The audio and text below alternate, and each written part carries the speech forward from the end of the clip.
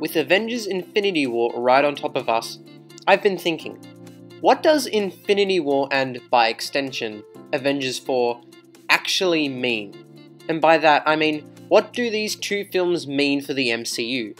Because Infinity War is being marketed as the end, same way Deathly Hallows Part 2 was marketed as the end of the Harry Potter saga. The tagline for the film literally being, "It all ends."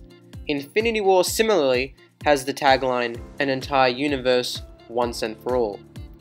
But here's the problem. We know Infinity War and Avengers 4 aren't actually the end. Rather, they're the end of an era. What does that mean though? Well, I'm the Groovy Movie Man, and I'm going to tell you. Hit it.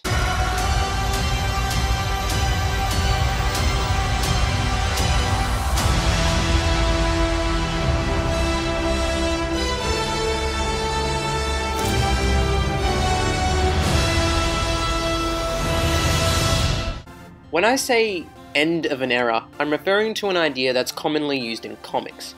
For DC and Marvel in particular, these universes have been going on for decades now, with hundreds of stories for hundreds of characters with various artists and writers. I've often heard people criticize this business model, the lack of deaths that stick in comics and how the universe never really ages, and so there's never an actual end to anything. In film, of course, this is something that can't really be replicated at all. Actors get older, contracts get fulfilled and end. In film, this idea of a never-ending story isn't really something that happens. After all, Robert Downey Jr. can't play Iron Man forever. But Infinity War and Avengers 4 could change all of that. The comic I'm going to use to demonstrate what I mean is DC's Crisis on Infinite Earths, one of the oldest event comics. I'm not a comic expert, so if you want a really good rundown on this story, I'll link you to a fantastic review of it by Linkara in the description. So, brief rundown. At this point in time in the DC Comics universe, there was an entire multiverse. There wasn't just one version of Batman or Superman, but an infinite number of parallel counterparts. The story revolves around the coming of the Anti-Monitor, who seeks to completely wipe out the multiverse. He's opposed by his good counterpart, the Monitor, who aids the heroes from various Earths in trying to stop this evil. In the end, the good guys win, hooray, but at a cost. Besides some big significant deaths like Supergirl and the Barry Allen incarnation of the Flash, but all that remains in the end is one single Earth, which would be the main DC universe from then on. In addition, only a select few characters would remember what was known as the pre-Crisis DC universe. Nothing was ever the same again. It was the end of an era. The DC multiverse was gone and was replaced with one Earth, one main continuity, the post-Crisis continuity. Infinity War and Avengers 4 will be the same thing but for the MCU. It will mark the end of an era. No doubt some of the older Avengers will snuff it in the end, or will retire by the end of Avengers 4, and there will be likely no more movies with any of the original heroes.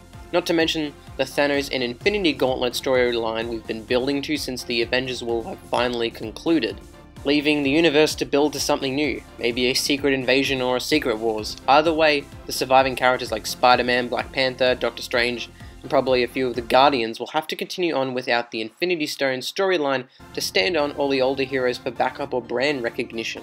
Marvel post-Phase 3 will be the beginning of a new generation, the universe carrying on after the first 11-year storyline has ended, the same way the DC universe continued on after Crisis on Infinite Earths.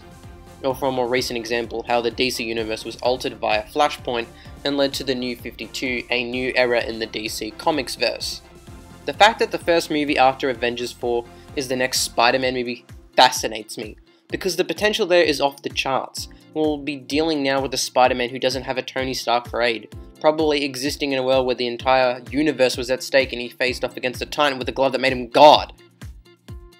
Maybe Peter gets the symbiote during Avengers 4 while he's in space. Maybe his movie could deal with Peter a bit lost. Maybe he died and got resurrected at some stage in Infinity War, and now he's like haunted by everything he's seen. Coupled with the symbiote, he becomes paranoid and far more brutal. I'm going off topic here, but I'm on a roll here with this Spider-Man movie. And then he argues with Aunt May over being Spider-Man, and he casts all his friends aside out of anger and frustration. Maybe Scorpion is the villain of the movie, and we can set up like a big man in the background, and Peter almost beats Scorpion to death before coming to his senses. And for the finale of the film, it's a mental battle between the symbiote and Peter himself. And get this, they adapt the episode Intervention from Spectacular Spider-Man. Intervention not only gives you the origin in a unique and interesting way, but it also solidifies the importance of Uncle Ben. Not only do you get to take one of the best on-screen Spider-Man stories ever told and put it on the big screen, but it's also a unique way to end a superhero movie. A big fight scene, just a mental battle.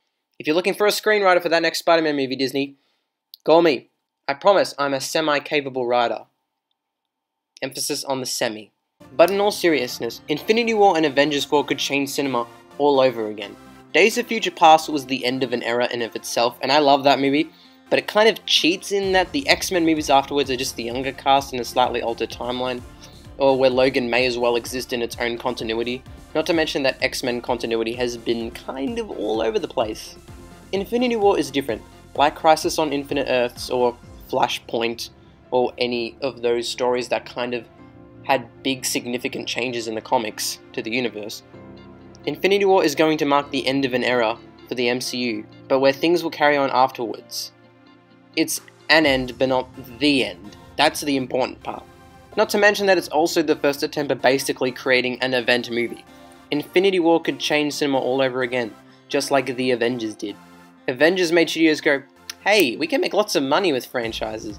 Now Infinity War could do the same thing by being Event Comic the movie, basically. This is the first time where the comic book idea of never really ending will be attempted on screen. Whether you like it or not, no one can deny what the MCU has achieved.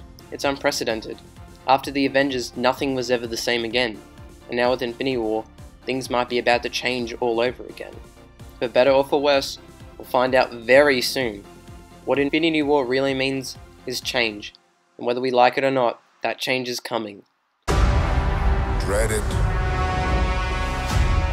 Run from it. Destiny's still arrived.